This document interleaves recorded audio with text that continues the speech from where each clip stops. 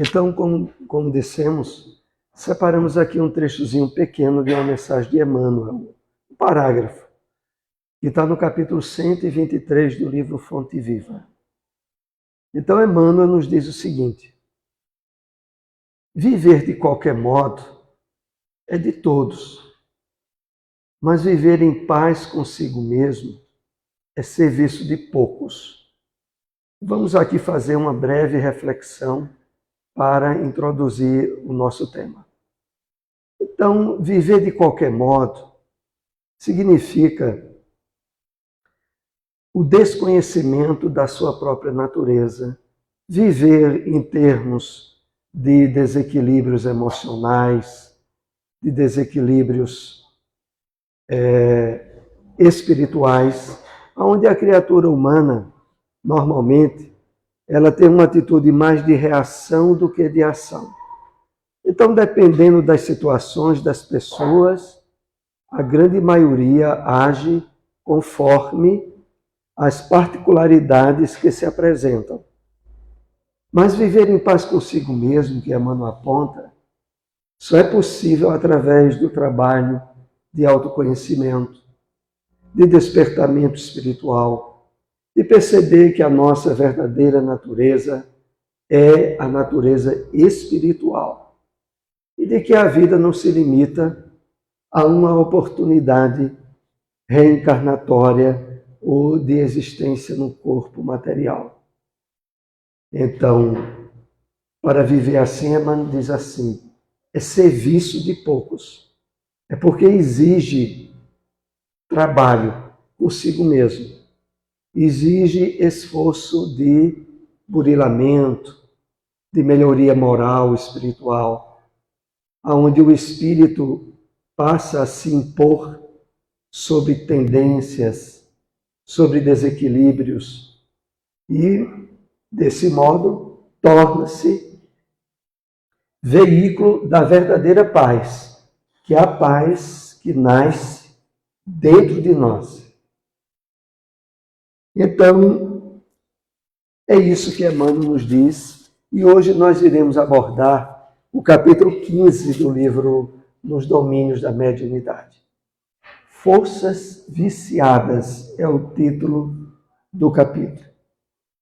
E o Espírito André Luiz inicia o capítulo dizendo assim, caía a noite, quando ele vai narrar esses fatos que nós vamos analisar.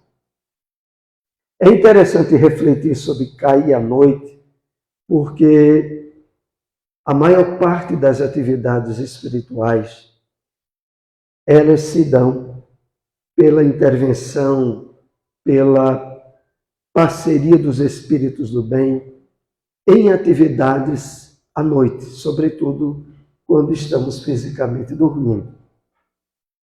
E é por uma razão lógica, porque normalmente, no dia a dia, envolvidos com interesses materiais, com preocupações, com os cuidados diários, nós como que dificultamos, chegamos mesmo a impedir que a ajuda, que a nossa intuição, que a nossa percepção acolha mais as intervenções dos espíritos do bem.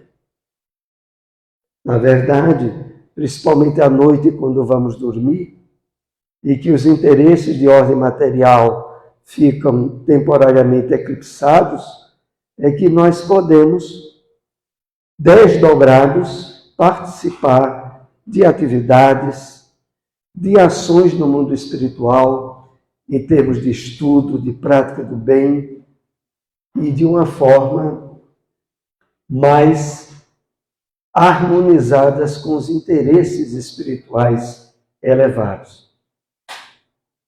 Mesmo quando muitas vezes durante a noite, como acontece aqui agora, em que nos dirigimos para uma atividade numa casa espírita, se não estivermos atentos aos objetivos que nos trazem a reunião, nós podemos estar aqui fisicamente, mas o nosso pensamento, as preocupações, certos interesses e questões de ordem material que ficaram para ser resolvida depois da reunião mesmo, interferem em nós, se não estivermos atentos ao objetivo da reunião espírita, que é, como bem aqui sabemos, o fortalecimento do nosso espírito, é o alimento da nossa alma, é quando nós, nos conectando a objetivos elevados,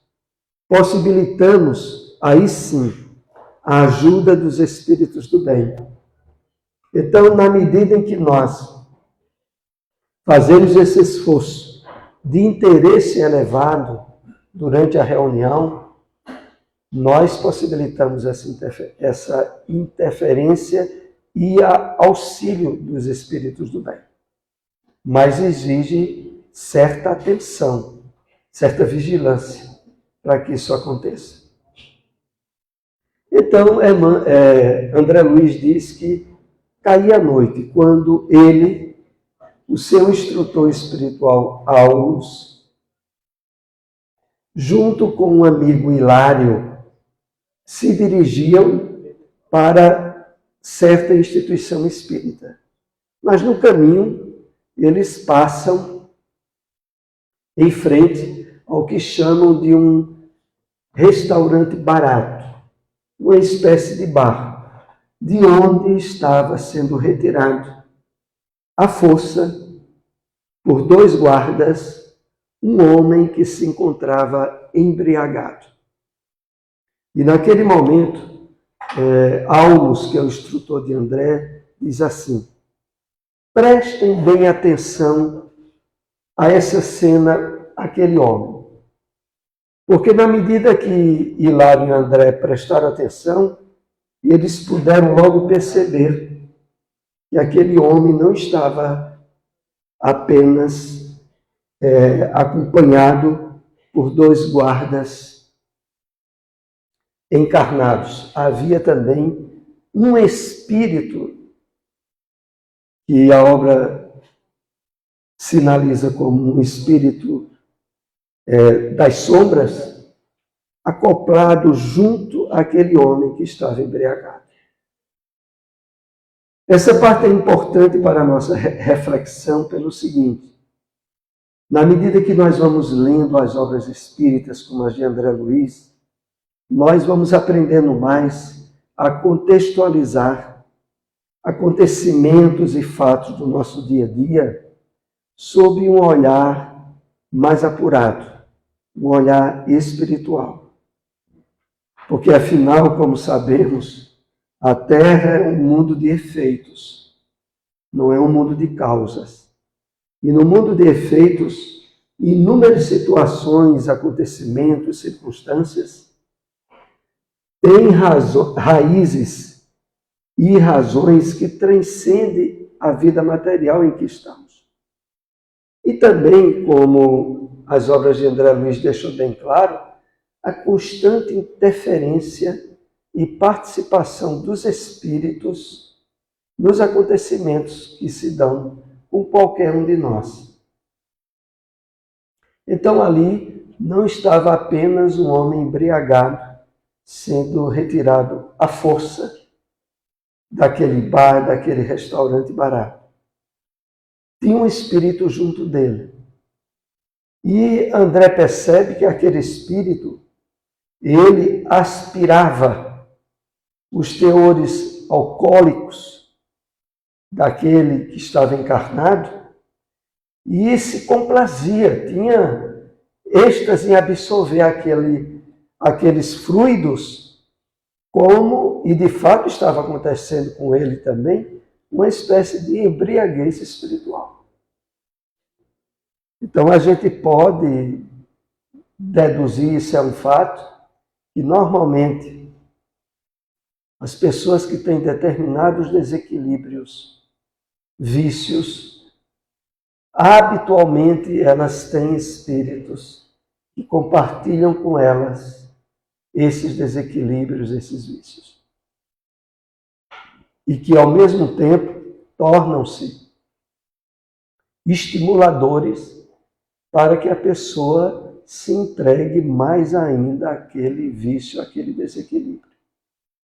Então era essa visão que André começou a ter com aquele homem sendo retirado à força ali do bar. Aí Aulus convida André para que entrem naquele estabelecimento. Quando eles entram, percebem numa sala separada um rapaz que estava fumando e tragando em torno dele aquela fumaça do cigarro. E naquele momento ali, André também percebe que junto daquele fumante havia espírito desencarnado que absorvia também aquela fumaça que ainda saía do cigarro aquecida pelos pulmões daquele que fumava. E aquele rapaz estava ali sentado numa mesa, onde redigia certo conteúdo semelhante a uma carta, num caderno de anotações, enquanto estava ali fumando, sobre a mesa uma garrafa também de álcool. E naquele momento, André, percebendo que havia junto àquele rapaz também um espírito desencarnado que compartilhava do que estava acontecendo ali. Não só em relação ao vício, mas também no que estava inspirando o rapaz a escrever. O rapaz, ele era intermediário de um trabalho jornalístico.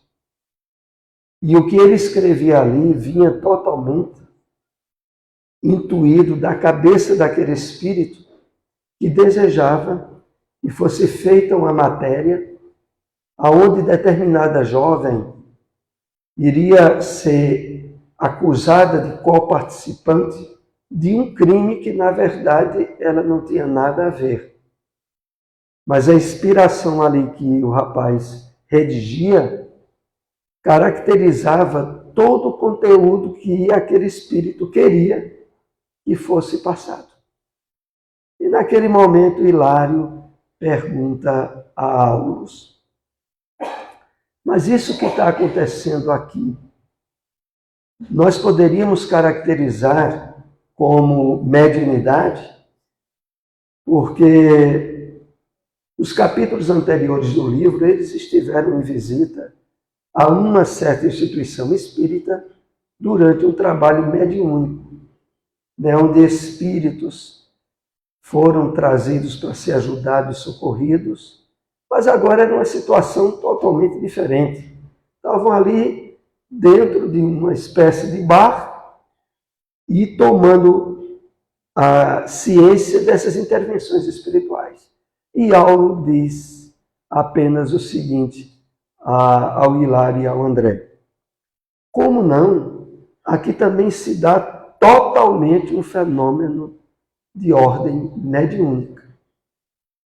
Então, na verdade, a mediunidade não é particularidade reservada às reuniões espíritas.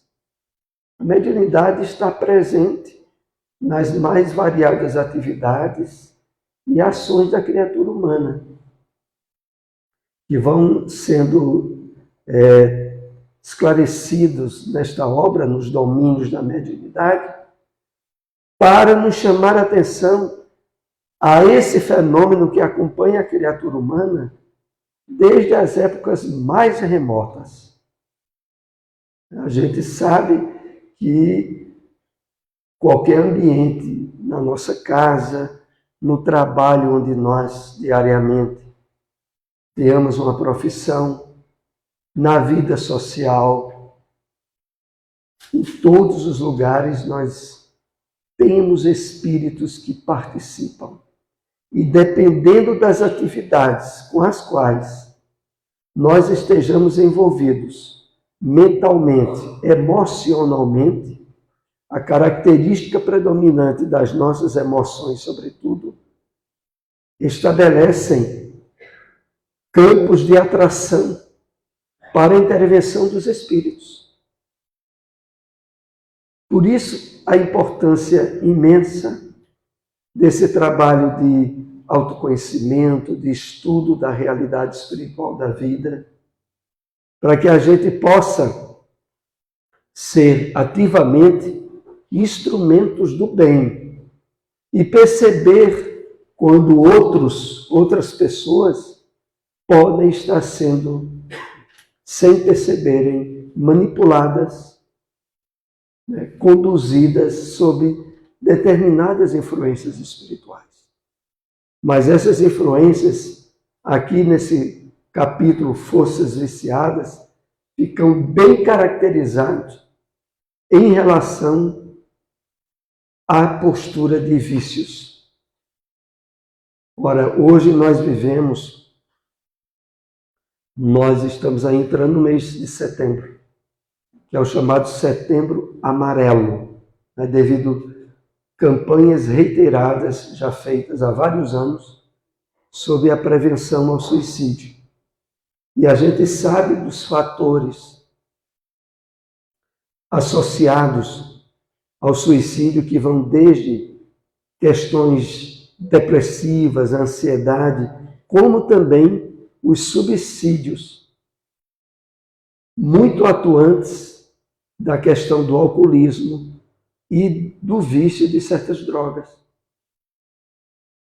Tem muito a ver a questão para levar a criatura humana a abdicar do seu uso da razão e se entregar de uma forma totalmente adversa à sua natureza no processo de autodestruição. Lembramos sempre que a prevenção do suicídio, o acolhimento emocional, no Brasil, tem como principal instituição o CVV, o Centro de Valorização da Vida, que atende através do telefone 188. As ligações são gratuitas, de celular, de telefone fixo. São 24 horas por dia. E quando se liga para o CVV, sempre vai ter um voluntário que foi preparado, que teve um treinamento para acolher e ajudar a pessoa que está passando por um problema sério e que está acolhendo ideias ou pensamentos de morte ou de suicídio. Então, é importante lembrarmos isso.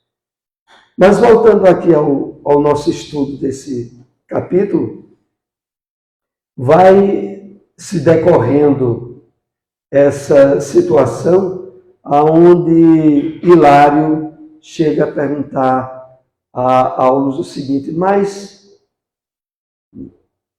e essa notícia sendo levada à frente, o que poderá acontecer com essa jovem?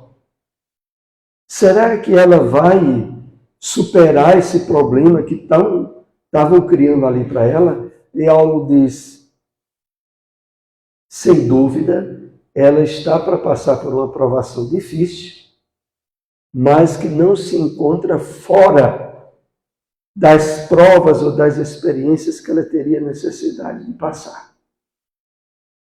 E aí Hilário diz: mas será que ela vai vencer? E aí Aulus diz: depende da vontade dela. Porque na realidade, todos nós somos portadores do livre-arbítrio, da liberdade de escolhas. E diante de situações de problemas, a opção por agir de um modo ou de outro tem a ver com o direcionamento da vontade daquele espírito que está em teste, que está em prova. Podendo haver, claro, situações de erros ou de fracassos e de corrigendas posteriores. Porque no texto desse capítulo que estamos estudando, Aulus deixa bem claro: olha, se o homem usar a vontade de forma equilibrada, ele poderá superar situações difíceis e dar passos mais avançados na sua caminhada evolutiva, no seu progresso, como fruto de escolhas felizes, mas sempre dependendo de cada um de nós. Depois de sair daquele bar, eles vão atravessar a rua e aí notam quando uma ambulância com a sirene alta passava entre os carros e André nota que naquela ambulância, ao lado do motorista, tinha um homem, possivelmente um médico, que estava para atender a algum chamado. Mas aí André nota, até pela própria advertência de Aulus, nota com mais cuidado que ao lado do médico havia uma entidade espiritual, mas de uma forma que ele caracteriza como lirial, resplandecente. Era um espírito que, pela luz que emanava, um espírito elevado. E aí surge então um diálogo entre André e o Aulus sobre isso. Quem seria aquele homem? E aí Aulus diz, possivelmente um médico que vai atender alguma ocorrência. E como é que ele faz jus àquela companhia espiritual? Porque aquele espírito, ao lado do médico, estava como colocando as mãos sobre a cabeça do médico, como transmitindo-lhe um passe, energias vibratórias elevadas e positivas. E aí André diz, mas será que ele é espírita? E Paulo diz, possivelmente não. E na verdade, deixemos bem claro, diz Aulus, não é o fato dele ser médico e até mesmo de ser espírita, se o fosse, que significaria merecer aquela companhia espiritual. Na verdade, aqui nós estamos vendo um profissional da saúde, certamente solidário, fraterno, de qualidades morais elevadas, que lhe garante a assistência espiritual que ele tem. E fechando o esclarecimento, Aulus diz, André, é preciso deixarmos bem claro de que não há particularidade de exclusivismo religioso para ninguém. As bênçãos de Deus, elas se estendem sobre qualquer pessoa.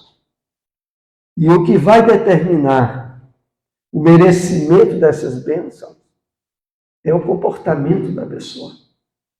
Não é a adesão dela a essa ou aquela religião. É claro que esses esclarecimentos que nós lemos em obras espíritas, como essa nos domínios da mediunidade, são uma particularidade da religião espírita, de todas as doutrinas que já tivemos a oportunidade de conhecer, no seguinte sentido. A revelação espírita tem por base a característica do ecumenismo, do universalismo, aonde o fator essencial que caracteriza qualquer pessoa, independente de religião, é o comportamento moral dela.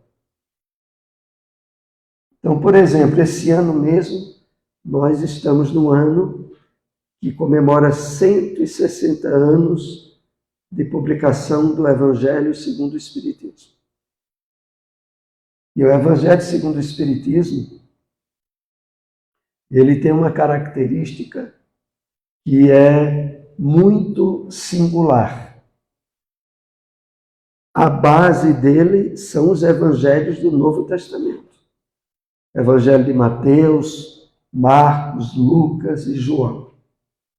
Só que o codificador, assessorado por diversos médiuns de diversos lugares, separou para comentários as partes dos evangelhos que diziam respeito aos ensinamentos morais. E é por isso que logo na introdução do Evangelho segundo o Espiritismo é colocado assim: poderíamos dividir os temas, os assuntos do Evangelho em 5 partes. Aquela que diz respeito aos atos comuns da vida do Cristo, a parte que diz respeito aos milagres de Jesus, a parte que diz respeito às predições que Jesus fez, e as partes que se viram para formar os dogmas das diversas religiões. E a 5ª parte, que é para nós a mais importante, a que diz respeito aos ensinamentos morais. Exatamente aquela que foi mais desconsiderada em termos de importância por outras doutrinas cristãs. Porque se tivessem valorizado essa parte, diz os Espíritos na introdução do Evangelho, se as outras religiões tivessem valorizado a parte moral, todas se encontrariam, todas se harmonizariam, porque encontrariam na parte moral subsídios para unir a todas. O que separam são as interpretações dessas outras partes da Bíblia, dos Evangelhos, que não tem a ver com o comportamento moral da criatura. E é o comportamento moral que é o determinante de como nós estaremos no mundo espiritual após a desencarnação. Não será o fato de pertencermos a essa ou aquela doutrina. Isso, por outro lado, não tira, pelo contrário, aumenta muito mais a responsabilidade do espírita. Porque enquanto outros irmãos nossos, diante de doutrinas que não são tão esclarecedoras como o Espiritismo, eles não deixam de indiretamente terem um álibi, de que seguiam o que a religião mandava. Mas o espírita, nós já sabemos que a doutrina se dirige totalmente para o nosso trabalho de reforma íntima, de burilamento. Reconhece-se o verdadeiro espírita pelo seu esforço de domar suas más paixões, de ser hoje melhor do que ontem e amanhã melhor do que hoje. Então, as diretrizes da doutrina espírita, que vão desde a fora da caridade não há salvação, até ao reconhecimento de quem seria o verdadeiro espírita. Então, nós temos essa diretriz. Mas voltando aos comentários que Hilário faz, ele diz, olha, aí também junto a esse médico, nós constatamos a realidade dos fenômenos mediúnicos. Porque aquele médico ali, ele também estava sendo médico das forças do bem. E certamente exercendo o seu trabalho, a sua profissão da forma mais exitosa possível. Por isso sempre lembramos aqui a importância de quando vamos a um consultório para um atendimento médico, estarmos com o pensamento elevado a Deus, pedindo aos bons espíritos que assistam, orientem aquele médico, que ele tenha um diagnóstico correto, que ele passe o remédio mais adequado para nós, porque a gente sabe que os espíritos estão aí, influenciando. E o poder da prece, da oração, nós sabemos que é o maior poder que a divindade nos concedeu. O segundo é o pensamento, mas o primeiro é a prece, que se sustenta através do pensamento. Mas aí, vejam, é preciso, aproveitando o que Aulos explicava ali a André, de que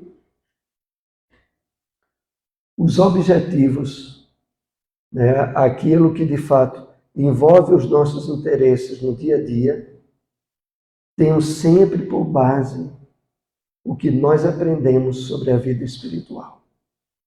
Não é por outro motivo que o apóstolo Paulo colocou na carta aos Hebreus: se vivemos em espírito, andemos também em espírito.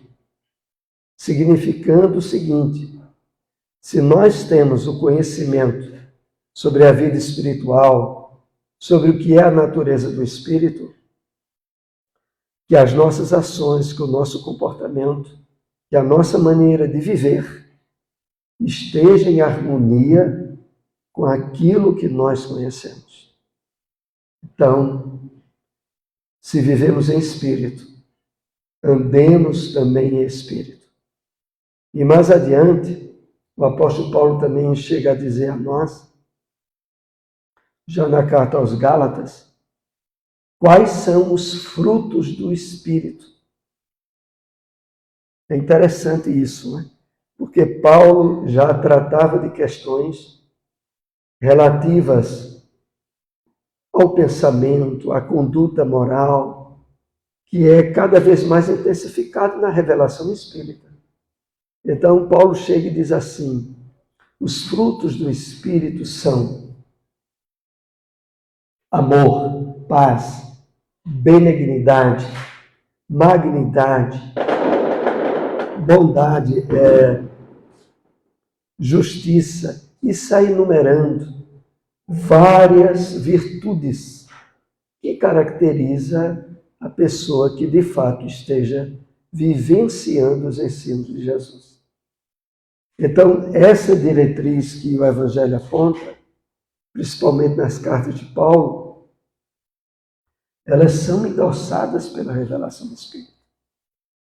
Vocês sabem que no Livro dos Espíritos, a obra básica mais importante para todos nós lermos e conhecermos, sempre indicamos pelo menos duas obras principais: o Livro dos Espíritos, o Evangelho segundo o Espiritismo.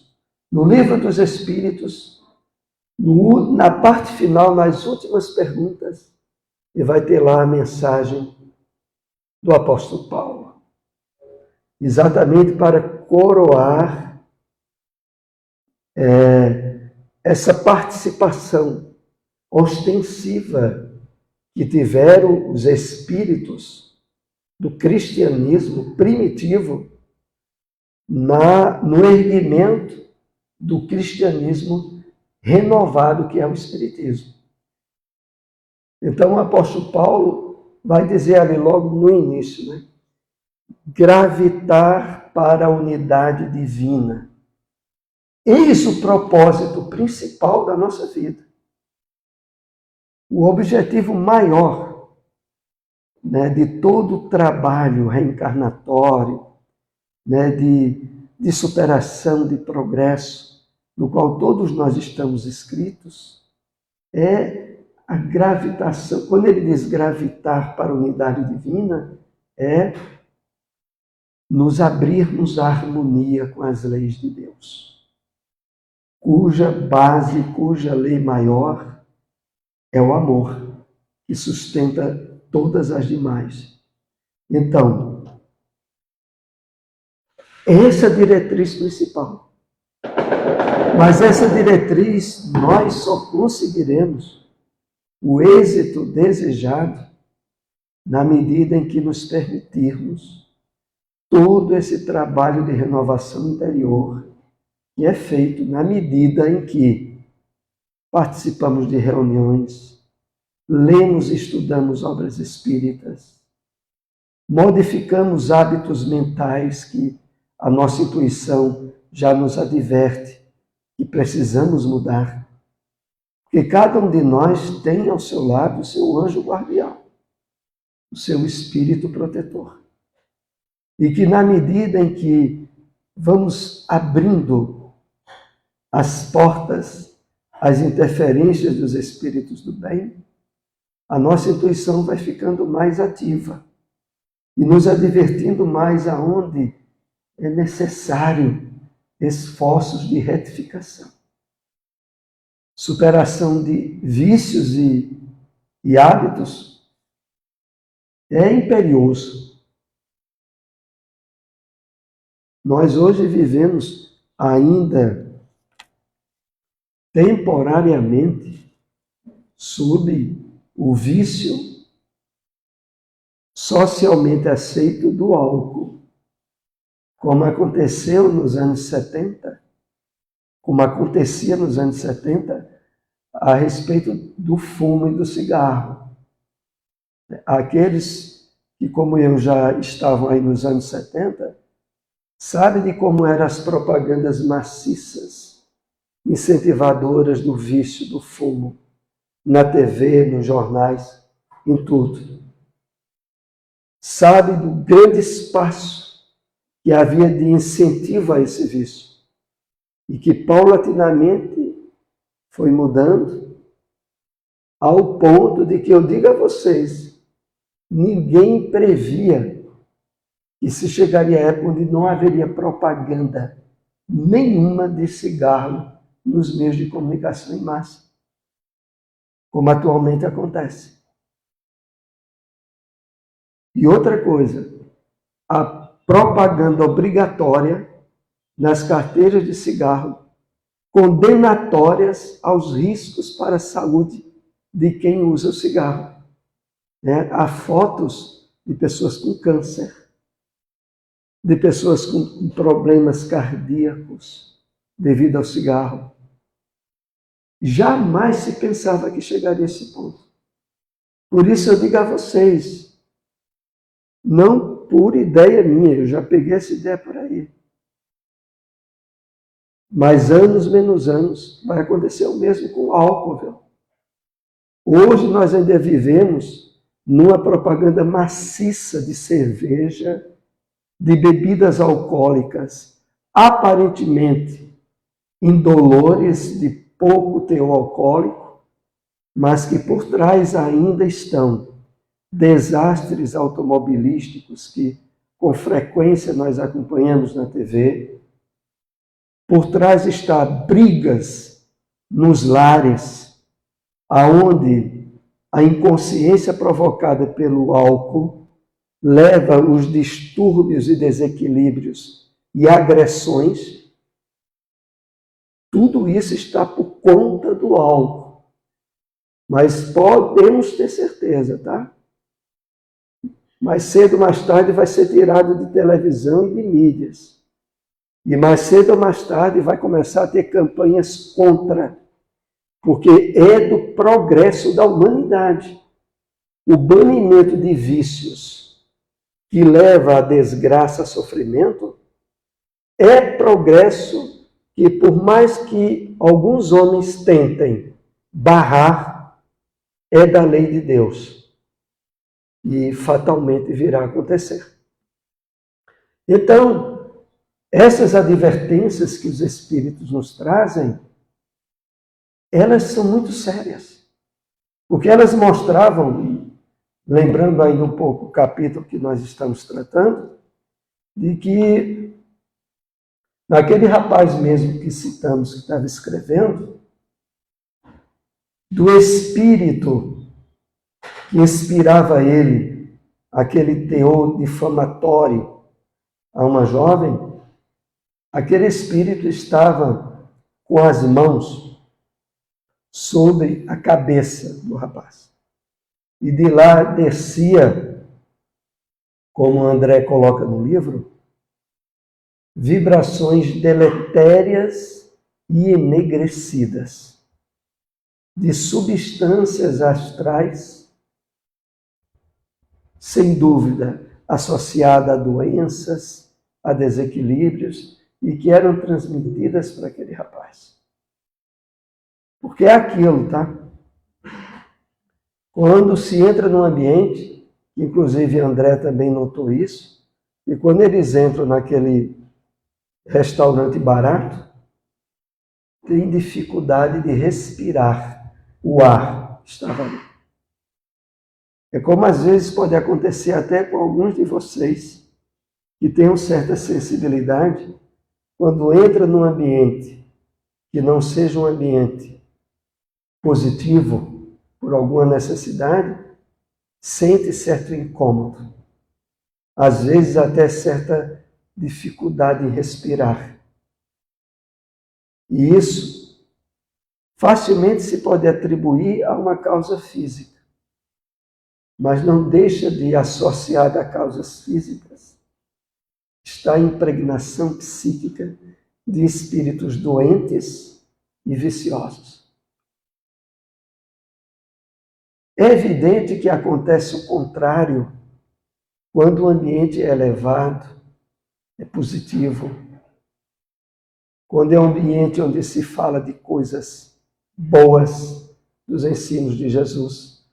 Não só numa casa espírita, mesmo numa igreja, às vezes a pessoa, independente da filiação religiosa dela, quando ela entra no templo, na sua igreja, ela sente um ar diferente. E em termos positivos, né? Sente uma brisa, uma sensação boa. Isso vem, tenhamos certeza, das intervenções de espíritos do bem associados àquelas atividades. Então é preciso, e isso para nós é um alvo de um cuidado e de uma atenção, os lugares onde nós entramos. Onde de algum modo ou de outro, a gente tem, até por uma necessidade, de adentrar e sabendo que é um ambiente onde muitas vezes possa haver a presença de pessoas viciadas, antes de entrar a gente tem uma breve concentração, um pensamento elevado a Deus, um pedido à espiritualidade para nos proteger e entrar com mais segurança. É evidente que não que esteja conciliando com hábitos de desequilíbrio que ali age, mas por uma necessidade, às vezes, de usar um banheiro num ambiente desse, e que a pessoa, mesmo naquele rápido instante, passa por um ambiente impregnado de vibrações doentias. Isso é bem assinalado nesse capítulo Forças Viciadas.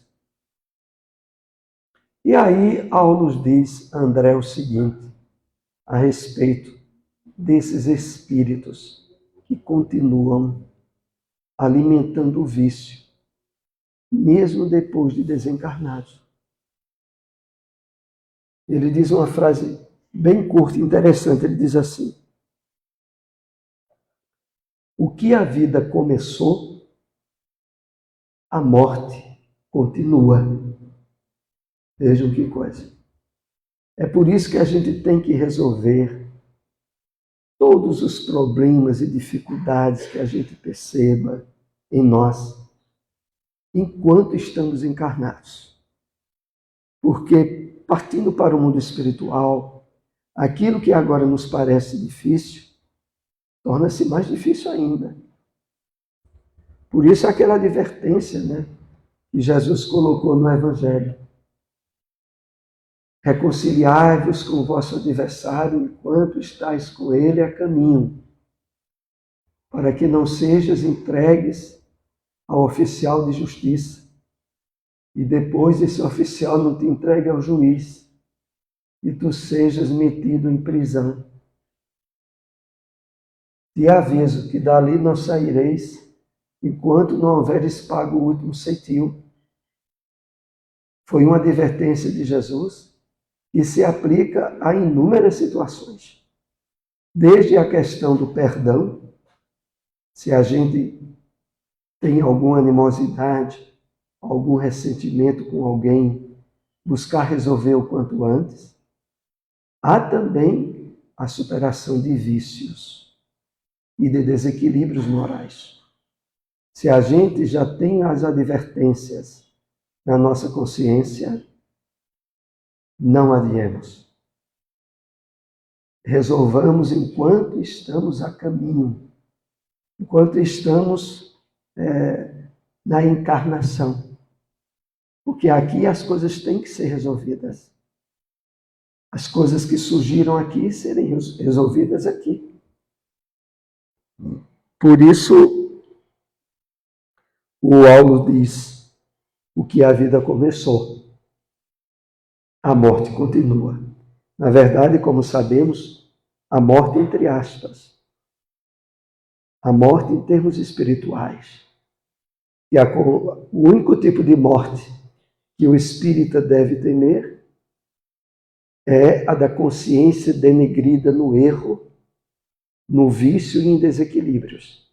Porque isso, de fato, é sinônimo de inconsciência espiritual, que é sinônimo de morte espiritual, que é sinônimo de o espírito adentrar-se à realidade fora do corpo, preso a tudo aquilo que alimentou durante a existência material.